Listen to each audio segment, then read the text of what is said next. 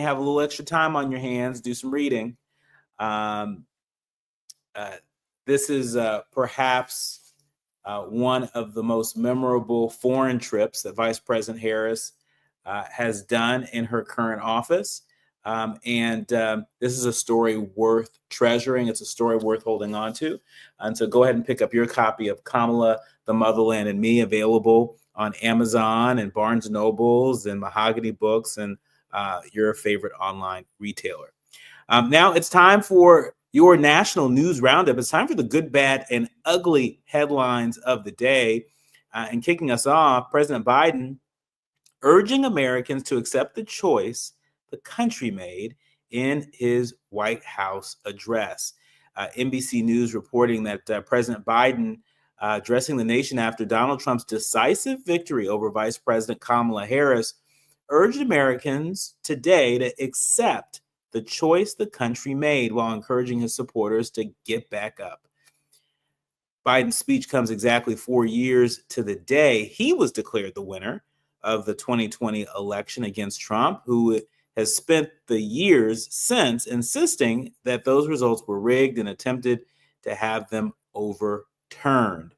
Biden acknowledged that the achievements of his administration are not yet being felt by the American people and suggested it will take years to feel the effects. He said legislation he signed into law is only just now really kicking in, adding that $1 trillion in infrastructure work will get done and will change people's lives in rural communities and other places experiencing difficulties.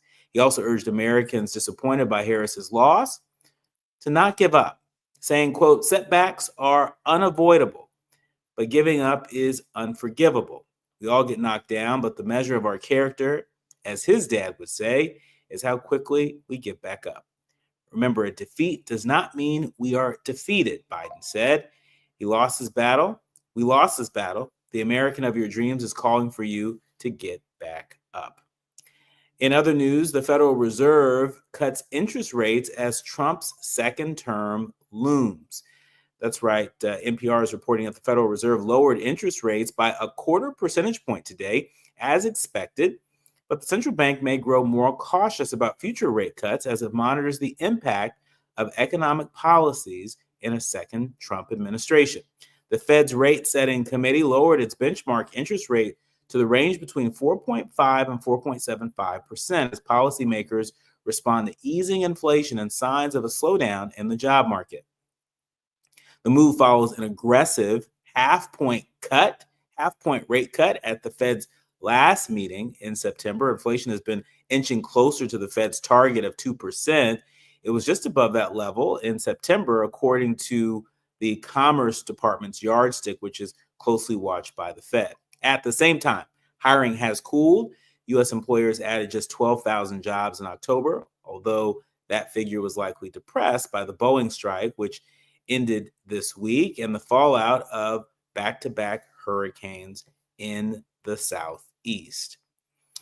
And while any of us can scroll through our social media and see what our friends and family and fellow Americans are feeling in reaction to this week's election, you might have wondered how world leaders are reacting to the 2024 Trump election win. NPR reporting that leaders from around the world congratulated Donald Trump on his presidential election victory as governments prepare for his return to the White House and the potential impact that will have on economic activities, military action, and political alliances.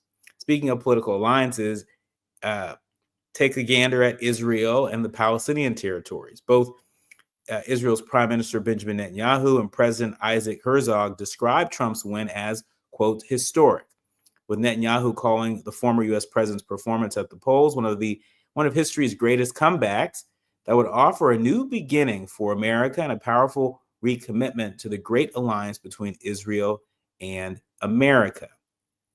That's what we heard from Prime Minister Netanyahu. In Russia, Russian President Vladimir Putin has no plans to congratulate Trump on his election victory yet, the Kremlin said just yesterday, citing ongoing tensions with the U.S. over its military support for Ukraine. Trump has repeatedly repeatedly voiced skepticism over continued U.S. military aid to Ukraine and said that he would end the war in Ukraine in 24 hours after his election, feeding concerns in Kiev and European capitals that Trump plans to force a political solution unpalatable to many Ukrainians. But the head of the Foreign Affairs Committee in the Russian parliament was quoted by the country's state-run news agency saying that Trump's electoral victory could mean there was now a chance for a more constructive approach to the Ukrainian conflict. And NATO, the North Atlantic, NATO organization, Mark Rutte, the former Dutch prime minister and now NATO secretary general, shared his own reaction to Trump's return to power via social media, describing how he had congratulated him and looked forward to working with him again, while insisting that Trump's leadership would once more be key to keeping alliances strong. And to our south in Mexico, Mexican President Claudia Sheinbaum said that her government is waiting for firmer results to issue an official statement about the U.S. election. However, during her morning press briefing, she called Mexicans everywhere to keep calm. That's just a little bit of what we're hearing. And last but certainly not least, in Africa, in case you were wondering, and earlier I was talking about the North Atlantic Trade Organization, NATO, but now I'm talking about Africa, where Trump raised the ire in Africa during the last presidency by referring to some African nations as S-hole countries, by mispronouncing Namibia, and by comparing himself to South Africa's liberation hero Nelson Mandela. However, he is popular with some Africans who said that they admire his strongman style, saying, quotes, "I look forward to continuing the close and mutually beneficial partnership between our two nations across all domains of cooperation." That's what the South African president said on X. In the global arena, we look forward to our presidency of the G20 in 2025, where we will work closely with the U.S., who will succeed us in the G20 presidency in 2026. Nigerian president posted congratulations, saying that he believed Trump's return to the White House would usher in an era of earnest, beneficial, and reciprocal economic and development partnerships between the Africa and U.S. Others said it mattered less who was in charge in Washington, given that the American leaders from both sides of the aisle have paid scant attention to Africa. This has left room for other global powers like China and Russia to make diplomatic inroads on the continent. And so that's just a sampling of what world leaders are saying. We can scroll through our social media and see what our fellow Americans, what our neighbors, what our friends, what our family members are saying, as a lot of people are still processing the results of really one of the most consequential elections and political realignments of our lifetime. When we come forward, we're going to be digging into some of the day's biggest headlines, including the price tag for Trump's mass deportation plan. Plus, Trump and Republicans in Congress are lasering in on tax cuts, just not for you and me, for the super rich. I'll be joined with a number of experts to unpack some of the day's biggest headlines when we come forward. You are listening to A More Perfect Union on KBLA Talk 1580. Dominique DePrima of KBLA Talk 1580 joins me next. KBLA Talk 1580 is an intervention. When we come forward, includes you. KBLA Talk 1580, turning pain into power.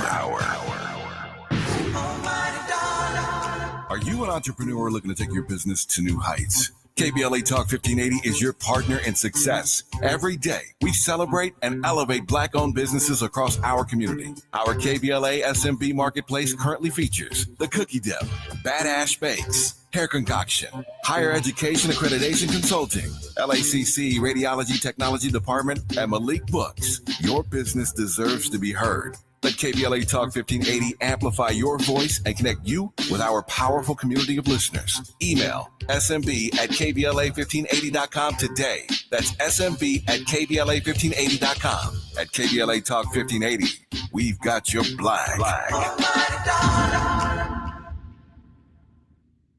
Here's another great reason to use the United States Postal Service this season. When sending a package, why venture outside? Ship with USPS for a true holiday ride. Want to stay cozy and warm? There's no need to roam. With free package pickup and labels printed from home, we have over 600,000 employees always in motion. And before you know it, your gift has delivered emotion. Spread the holiday joy this season with USPS's Enhanced Network. Learn more at usps.com/holidayride. This holiday season, Capital One reminds you to give yourself the gift of 1.5% cash back with the Capital One Quicksilver Card. Can I earn 1.5% cash back on birds? Birds? What if you sent your true love 2 turtle doves plus a partridge in a pear tree? Sure, but why would anyone want that? The song was very convincing. Earn 1.5% cash back on all your holiday purchases with the Capital One Quicksilver Card. What's in your wallet? Terms apply. See CapitalOne.com for details. We're not for everybody, but we're for everybody. You're listening to KBLA Talk 1580.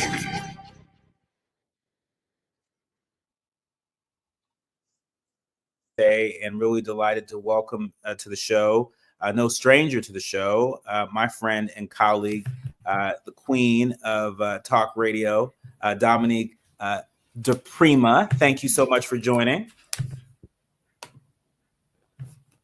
Thanks for joining, Dominique. All right. While we're waiting for Dominique to join us, I want to set the table a little bit.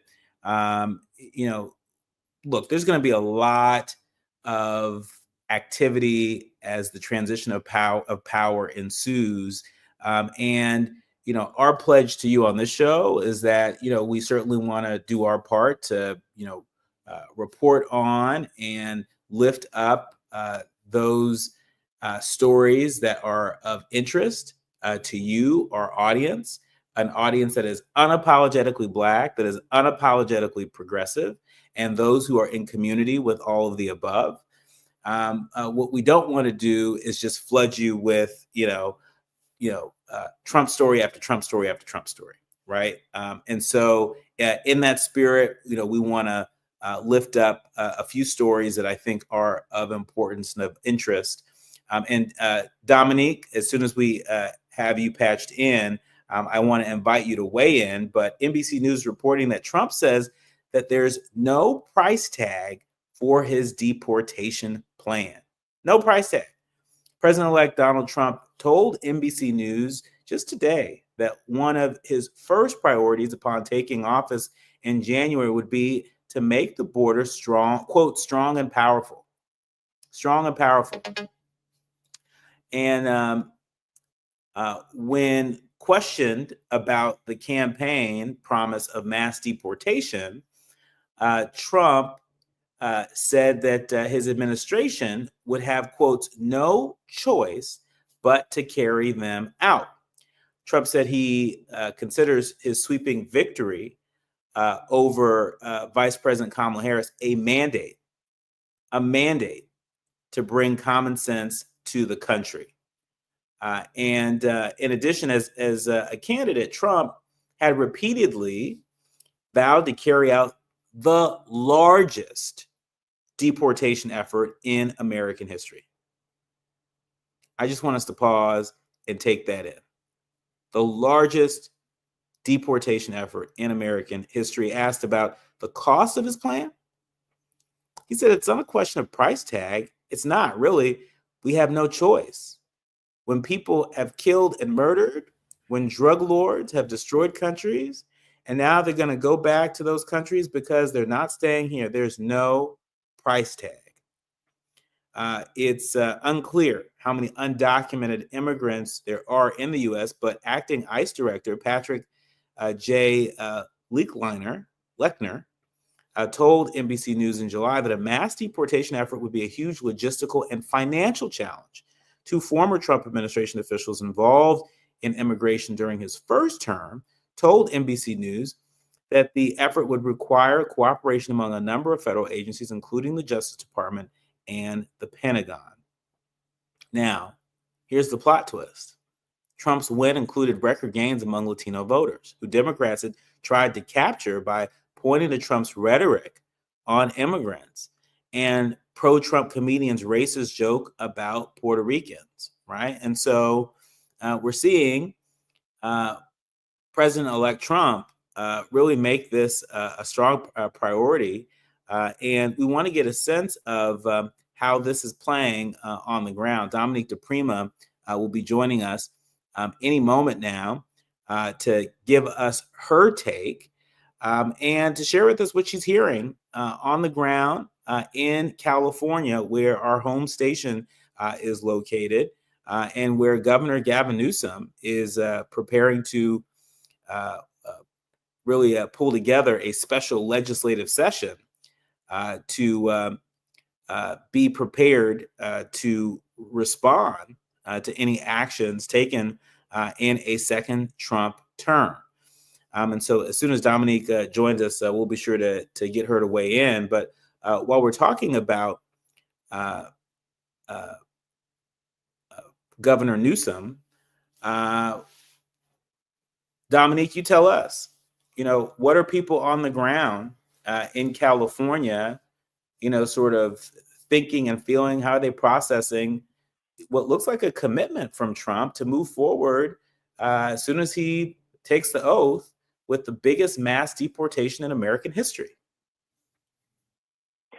Hi, Dr. Nicolai Corte. Yeah, there's a lot of feelings and conversations swirling around right now. And, I mostly speak to Black folks on the radio and in my community, which is primarily Black. And what I am hearing is that, we're in the FAFO, segment of our political lives. Folks voted for this. And now guess what? You're getting what you shopped for. What you put in your cart is what's now in your, refrigerator. And I think, what I am hearing is a lot of denial, because I think a lot of people are going with the narrative that, if we deport all these people, then we'll have more jobs and there'll be more room at the hospital and more schools. But then there's people like you and me and others that kind of maybe have done more reading about this, more deep thought, and understanding that there are so many unintended consequences, complete chaos, and both economic and social chaos that comes from this. Talking about 11 million people, which is about as many people as there are in Los Angeles. So you just think about lifting all of LA out of the US suddenly. I think it's highly unlikely that he'll be able to pull this off, but you never know. As a dear family member said to me, is there a wall yet? Did he build the wall? Did Mexico pay for it? But on the other hand, they seem to be much more prepared this time. Yeah. I mean, and especially with control of the Senate and to be determined control of the U.S. House of Representatives, which of course holds the purse strings. And speaking of the purse strings, the Washington Post is reporting that for Trump and Republicans in Congress, everything is in play on tax cuts. President-elect Trump is poised to push swiftly for new tax cuts if Republicans win full control of Congress, further slashing corporate rates and extending trillions of dollars of other cuts, even as the national debt soars. Major portions of Trump's 2017 tax law were set to expire next year, and Republicans are aiming to give Trump a major legislative accomplishment within the first 100 days in office. Dominique, we've seen this movie before. Talk to our leaders, learners, and listeners about the far-reaching impact of these sorts of tax cuts, if Trump and Republicans are successful. I mean, folks think tax cut equals good. IRS equals bad, and I get that. We all try to reduce our bill. But what we're talking about here is corporate tax cuts. And under the first Trump tax cut, which expires next year, the corporate tax rate went down to about, I think it was like about 20%. Now they're talking about taking it down even further to 15%, which, if you think about the fact that many corporations pay zero taxes anyway with all the loopholes and accounting magic that they do, we're talking about a massive decrease in the amount of revenue that corporations put in to keeping things going. What are those things? What are those things? Repairing our roads and, and our schools, our bridges and our infrastructure, disaster response, which is really important with the climate emergency. So on it goes, healthcare, all the things that government subsidizes. And we're doing this. He's talking about doing this massive tax cut for very rich people at the same time, that he wants to do things like eliminating the Department of Education, putting Elon Musk in charge of rooting out waste in government. We'll see if he really does that. But Elon Musk has already said that the American people must brace themselves for economic pain in the short term in order to gain some mythic benefits in the long term. Of course, the very rich will not be bracing themselves. They will not be bearing this economic pain. That is reserved for you and I. And this, again, back to we're in the FAFO period of our lives right now. What you thought sounded good on paper is going to look real different IRL. That's right. And that's right. And for people who are unfamiliar with FAFO, F around and find out, that's what that means.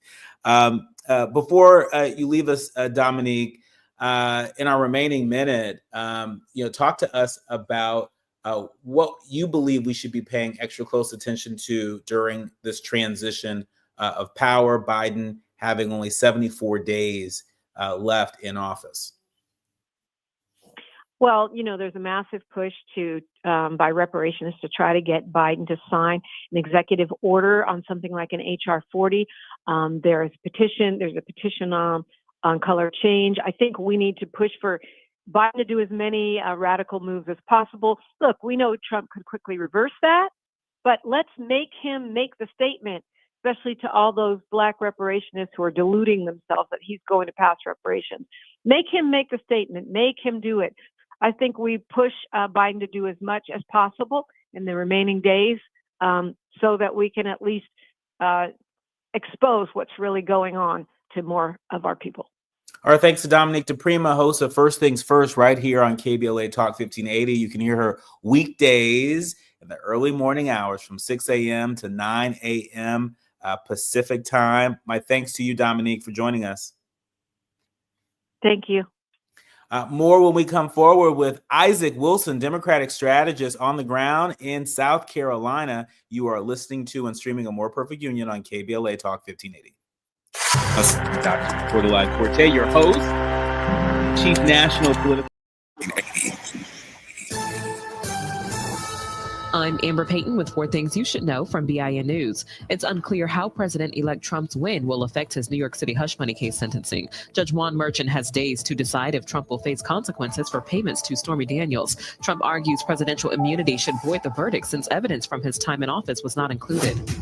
The Federal Reserve is lowering interest rates by 0.25 percentage point. This follows a 50 basis points reduction earlier this fall, the first lowering of rates in 4 years. Authorities are investigating racist text messages sent to Black Americans nationwide. The messages signed a Trump supporter contain offensive language about picking cotton. Ohio State University reports that many of its Black students have received the message, and the Columbus NAACP is calling it a hate crime. And Gayle King is responding to Megan Thee Stallion's admission about lying regarding her intimate relationship with Tory Lanez, saying there's no controversy and she's cheering her on. Get BIN News on demand 24/7 at BINnews.com. Lowe's knows you want to get more value for the holiday. That's why as a My Lowe's Rewards member, you get new member deals every week on holiday decor, tools, and more. Program subject to terms and conditions. See Lowe's.com/terms for full details. Subject to change. This is the KBLA Sports Minute with Ray Richardson. The Clippers made sure Paul George did not have a happy homecoming Wednesday night. The Clippers cruised to a 110-98 win over Philadelphia at the Intuit Dome. It was Georgia's first game against his former team. PG played 24 minutes and finished with 18 points and 4 turnovers. Norman Powell led the Clippers with 26 points. The Clippers are 4-4. The Lakers wrapped up a 5-game road trip, losing 4 out of 5. They were dominated by Memphis, 131-114. Memphis shot 50% from three-point range. The Lakers' perimeter defense needs some work. Anthony Davis did not play. He's got a bruised left foot. LeBron had 39 points, 7 rebounds, and 6 assists. Oklahoma City is no longer the only undefeated team in the Western Conference. OKC lost by 2 at Denver. 29 points for Denver's Russell Westbrook. Oh, man, he still would look good in a Clippers uniform. No debates, no speculation, just the info you need. That's your KBLA Sports Minute. I'm Ray Richardson on KBLA Talk 1580. Climate justice, climate equity, climate resilience. By any other name, we demand environmental justice in 2024 and beyond. We're KBLA Talk 1580, and we don't black down.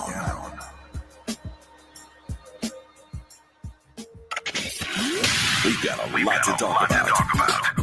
Race, culture wars, political turf battles, criminal justice, and injustice. The courts. These are the conversations you won't hear elsewhere. My guests are leading journalists, celebrities, and sports figures, elected leaders, and influencers. They aren't afraid to get into it and say the quiet part out loud. With Ariva Martin in real time, your commute just became the most engaging part of your day. Tune in weekdays from 4 p.m. to 6 p.m. or find us on YouTube. Ariva Martin in real time, when you want it straight, no chaser. Unapologetically progressive. KBLA Talk 1580. We've got your black. Medicare open enrollment is here, and it's a time you can make changes to your health coverage. Yet, watch out for enrollment and marketing scams. Remember, Medicare will neither call you nor solicit your business. Guard your card. Never give out your Medicare number to strangers. Unsolicited calls, door-to-door visits, and emails are prohibited. Take your time. Don't feel pressured to make a quick decision. Report scams to our California Senior Medicare Patrol at 1-855-613-7080. Are you coughing a lot, especially at night? Are you often short of breath? Are you using your rescue inhaler often? These could be signs that your asthma is not under control. To keep your asthma in check and help prevent an asthma attack, ask your healthcare provider for an asthma action plan. This is a personalized plan you create with your doctor that shows you what to do and what medicines to help control your asthma and to use when you're having a hard time breathing or when you're having an asthma attack. Please don't wait until you're having an asthma attack. Do something about it now. Schedule a visit with your healthcare provider today to make that action plan and take control of your asthma. For more tips and resources on management of asthma, visit luma-edu.com. This message is brought to you by Amgen and AstraZeneca. This is KBLA Talk 1580, where everybody is somebody and nobody is a stranger. You belong here.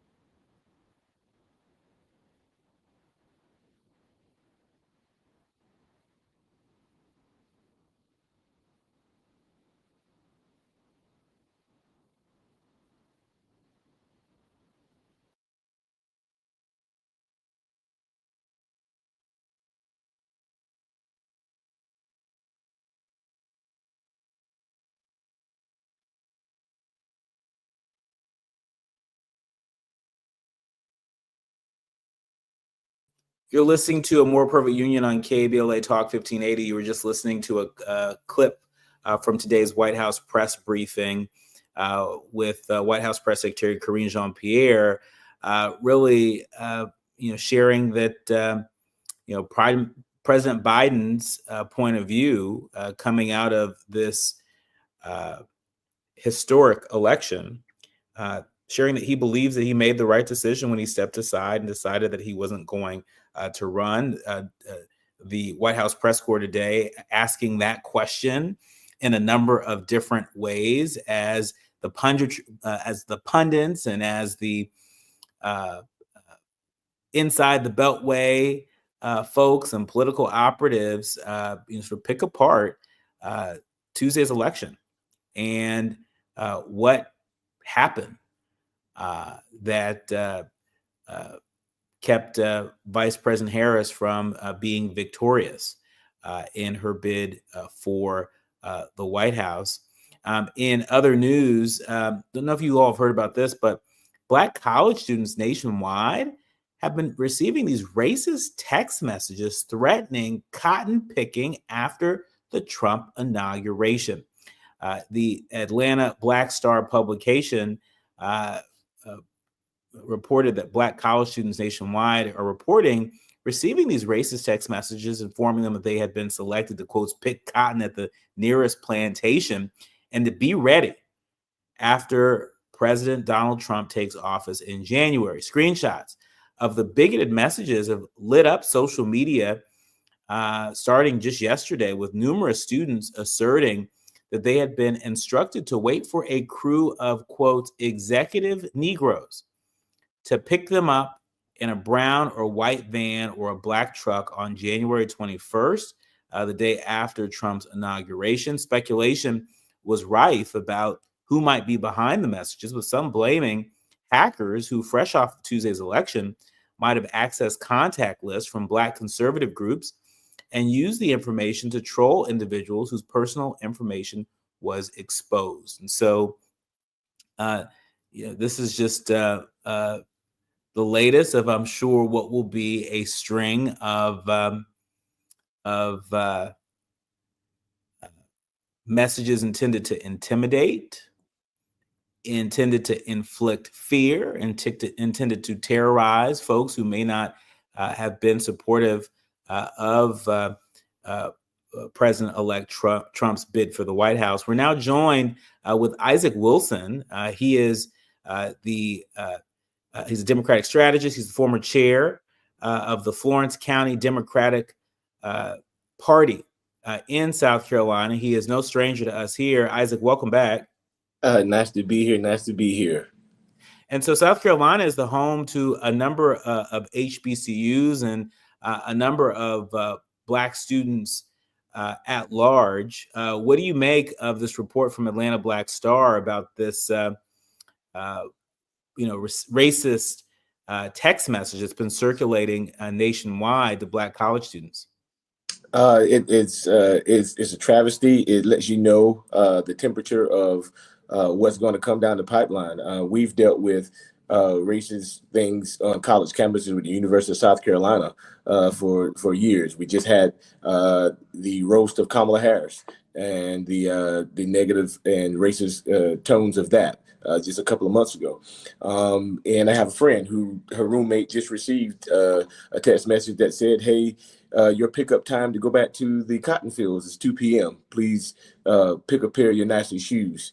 So that was just read to me on yesterday for a college student. So they're going after our children. And so I think that our Republican counterparts need to come out and tone some of this down because we know it comes from that side of the fence. And so our leaders need to stand up and come to the helm with this before it gets ugly. Have folks like your senior senator in South Carolina, Lindsey Graham, a Republican, and an ardent supporter of President-elect Trump, in years past, has Senator Graham ever sort of come out in opposition to some of the racism and bigotry that we're seeing show its ugly head in the form of text messages to Black college students?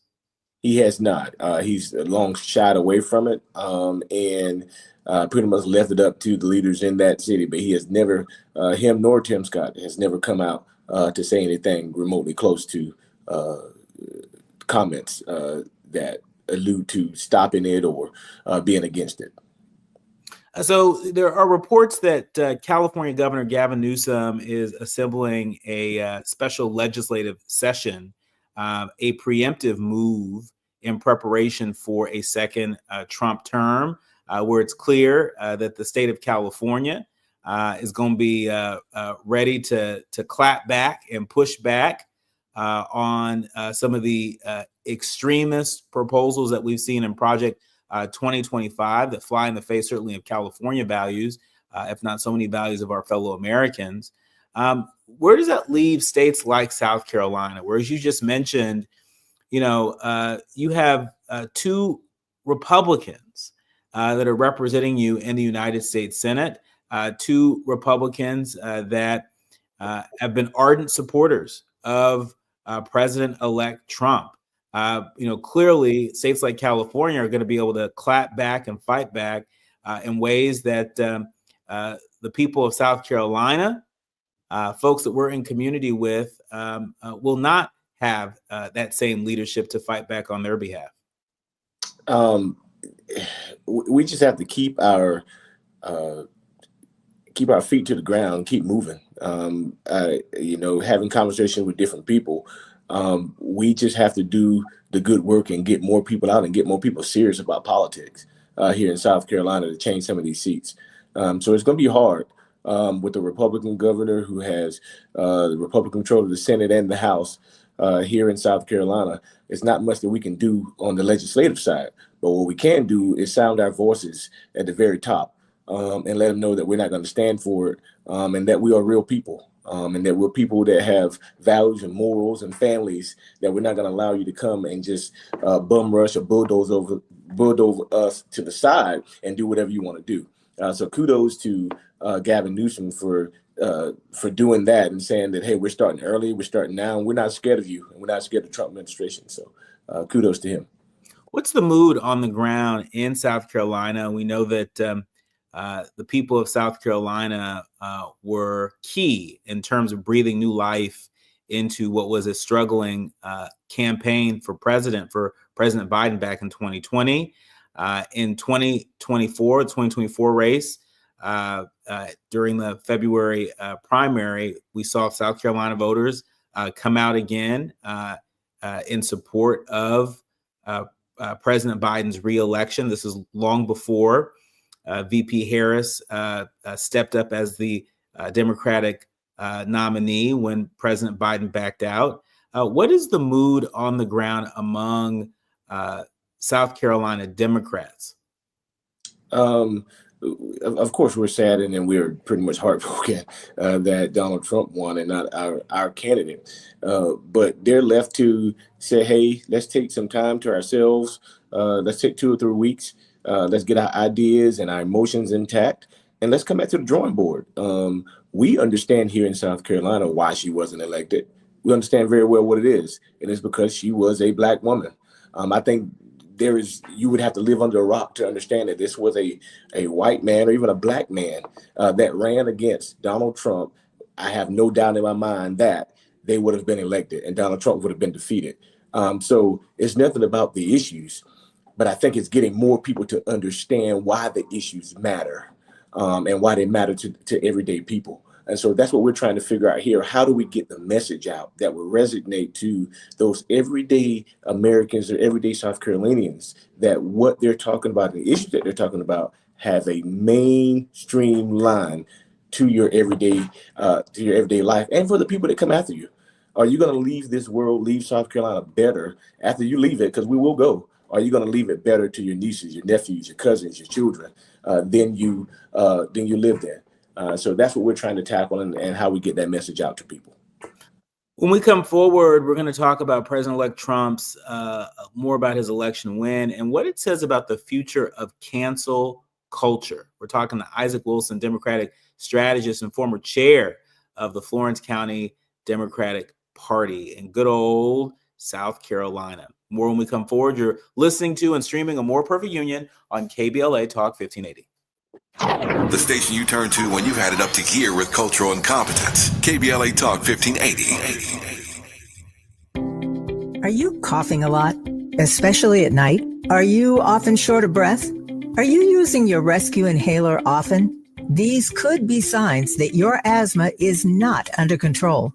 To keep your asthma in check and help prevent an asthma attack, ask your healthcare provider for an asthma action plan. This is a personalized plan you create with your doctor that shows you what to do and what medicines to help control your asthma and to use when you're having a hard time breathing or when you're having an asthma attack. Please don't wait until you're having an asthma attack. Do something about it now. Schedule a visit with your healthcare provider today to make that action plan and take control of your asthma. For more tips and resources on the management of asthma, visit luma-edu.com. This message is brought to you by Amgen and AstraZeneca.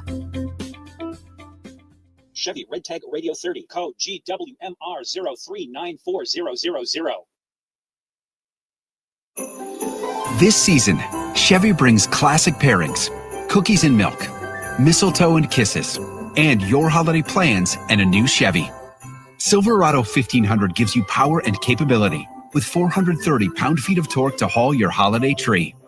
Equinox EV and the all-new Equinox offer award-winning quality and style to see you through the holiday season. See why Chevy makes everything better and brighter. Chevrolet, together let's drive. Did you know that streaming music, ebooks, audiobooks, movies, and more is available for free from the Los Angeles Public Library? With your library card, you can access the latest music and movies, audiobooks and ebooks, graphic novels, comic books, magazines, and more. If you don't have a library card and live in the city of Los Angeles, you can get a digital card online for free. Check it out at lapl.org/eMedia. That's lapl.org/eMedia. When you choose Gillette, you choose the best a man can get. Close and smooth shaves, award-winning beard care, and a gentle trim below the belt. And this November and December, every Gillette purchase supports Movember in the fight against prostate cancer. Choose Gillette and make a difference. Shave down and stand strong with the 1 in 8 men who will be diagnosed with prostate cancer. Visit pggoodeveryday.com/Movember for details. Exclusions apply. We're with Bridget, whose husband won't be home for months, and whose daughter is due any day. We're with Mike, who's leaving home to protect his family and yours.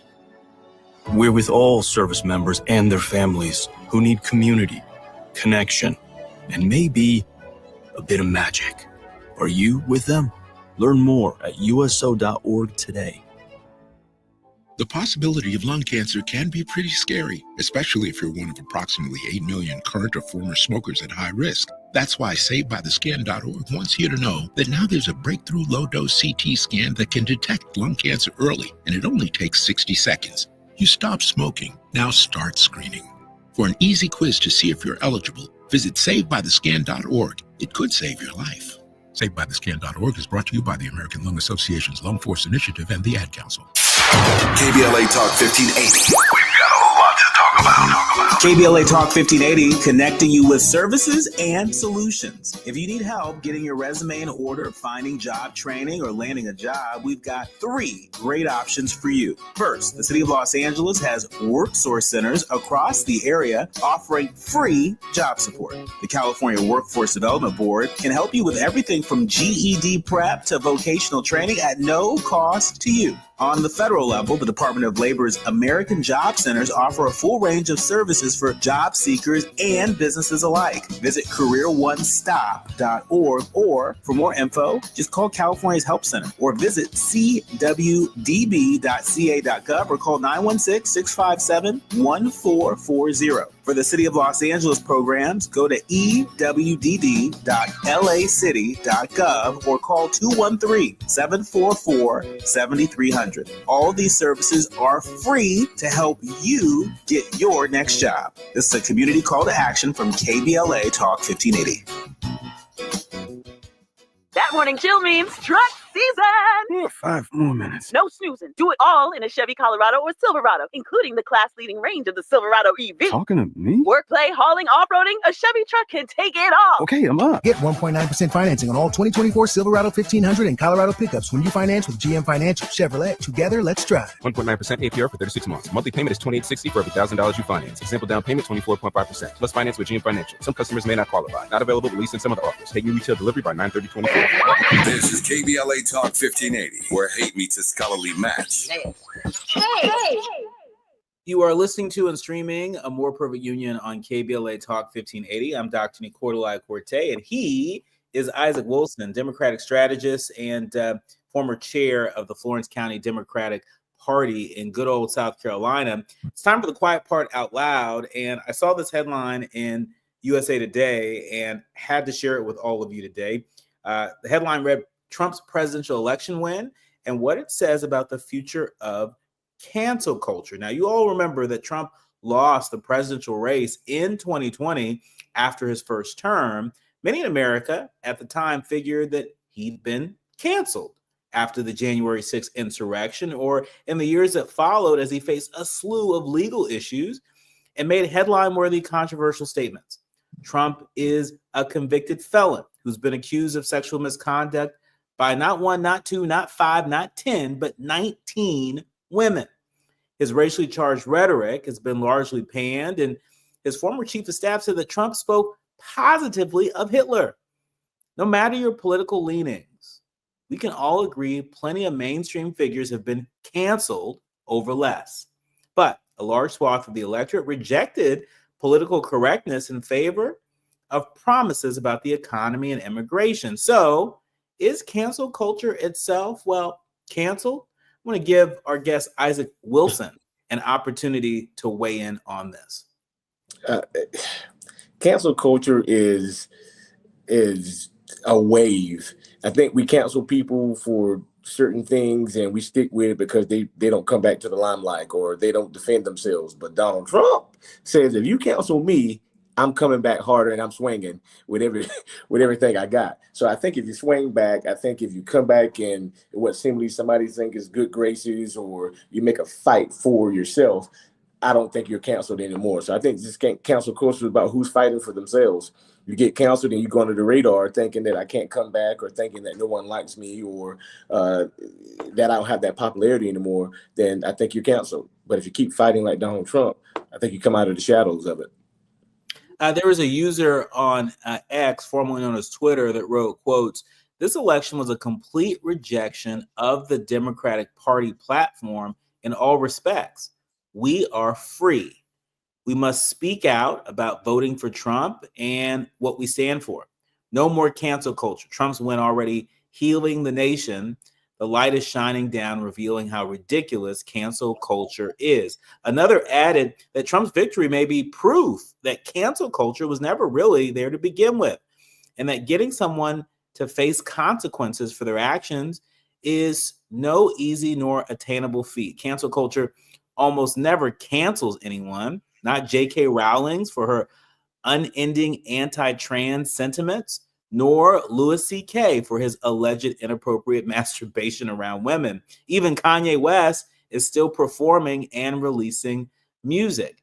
I've got to ask you, Isaac, has cancel culture, has it lost its sting? In other words, are folks prouder than ever to wear their scarlet letters? Yes, they're saying I made a mistake. They're saying that I did this, I did that, and I'm proud of it. They're saying that my past doesn't define my future. So you can cancel me all you want, but I'm going to keep on shining. I'm going to keep on doing me. So I think cancel culture is kind of going out of the window.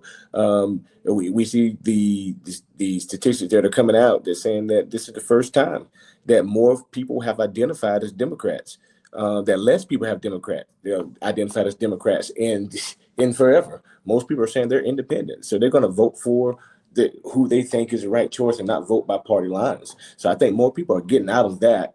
And I think that goes along with the whole cancel culture. Like, we don't care about what people did, but what are you going to do for me? How do you make me feel? And so if that means electing Donald Trump back and God knows what he's going to do, then people are going to do what they do because of how they feel. How much of this is a function of just the avalanche of mis and disinformation that's out there? In other words, if you put out, an article, or somebody puts out any commentary about something that somebody did or allegedly did, there are a whole slew of counter narratives and counter responses, counter commentary that really sort of muddles the discourse, oftentimes in favor of the person who may have committed the offense. And so, how much does mis and disinformation sort of play into polluting the environment by which we're able to examine what it is that folks may have allegedly done? It plays a major part, and X played a major part in Donald Trump's win, in putting the disinformation out there, misguiding people to believe whatever they wanted them to believe. So I think it plays a huge major part to that. And we got to get beyond that and get to researching things ourselves, and letting people know the truth about what is and what's not. But if we continue the disinformation thing, man, we're going to be down a rabbit hole that we can't get ourselves out of. In our remaining 30 seconds, I want to give you the final word on this. Do you think that we'll see more Democrats in future elections adopt mis and disinformation as a legitimate tactic to win office? I don't think so. And I don't think so. I think we're going to stick with who we are. And in the end, things may not always be defining in the moment. But when it's time to define ourselves and define what this country means and who we are, I think we stand up in that test of time. So sometimes you have these rocky moments. Sometimes every once in a while you get these radical people that come and we hold on. If anybody knows how to hold on and be successful and be victorious at the end, it is African Americans. So we'll get through this, but we'll also keep our morals and values intact while we do it, and stay true to ourselves. Our thanks to Isaac Wilson, Democratic strategist and former Florence County, South Carolina Democratic Party chair. We thank you for your time. Please, please, please come back again soon. Always. You are listening to A More Perfect Union on KBLA Talk 1580. We'll have to leave it there. My thanks to the Village that helps us to produce A More Perfect Union each and every day. Our executive producer, Tavis Smiley, our sound engineer, Miles Lowe, our show producer, Robert Battles, and podcast publishing guru, Odell Bodie. Remember, don't panic, organize. Do what you can from where you are with what you have. And while you're at it, be gentle with yourself. I know there's a lot of people out there that are still processing this week's election, some of which who are grieving the loss of the promise of a brighter future. Don't go through that process alone. Know that this program right here, More Perfect Union, is a place where you can come so we can process it together. I'm Dr. Nicordelai Corte, and you've been listening to A More Perfect Union on KBLA Talk 15.